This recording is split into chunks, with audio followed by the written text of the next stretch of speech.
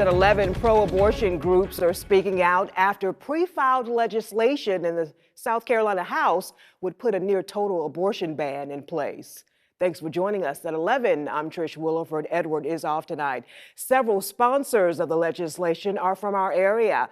News 13's Adriana Lawrence spoke to the group and tells us why this bill has a higher chance of passing this legislative session. Current state law allows for an abortion until fetal heartbeat is detected, usually about 6 weeks into a pregnancy.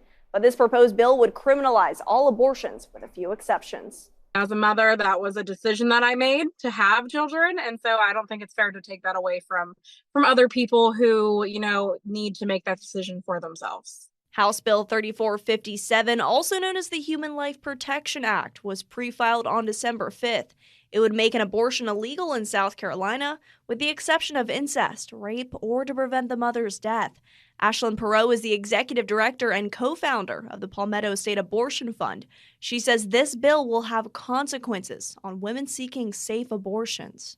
So folks will travel, and that does put a burden on other areas of their lives, like school, work, their childcare. They have a lot of things they have to arrange to do that. The bill includes sponsors from our area, like Republican Representatives William Bailey from Little River, Jeffrey Johnson from Conway, Wallace Jordan from Florence, and Richie Yao from Chesterfield. Democrat Representative Jackie Hayes from Dillon also supports it.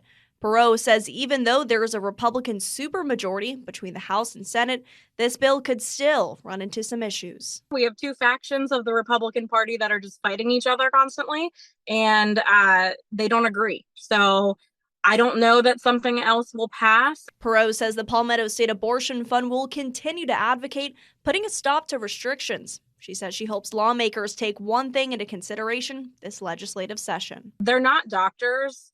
They're not social workers. They're not, and they're not professionals in any sense of the word when it comes to healthcare.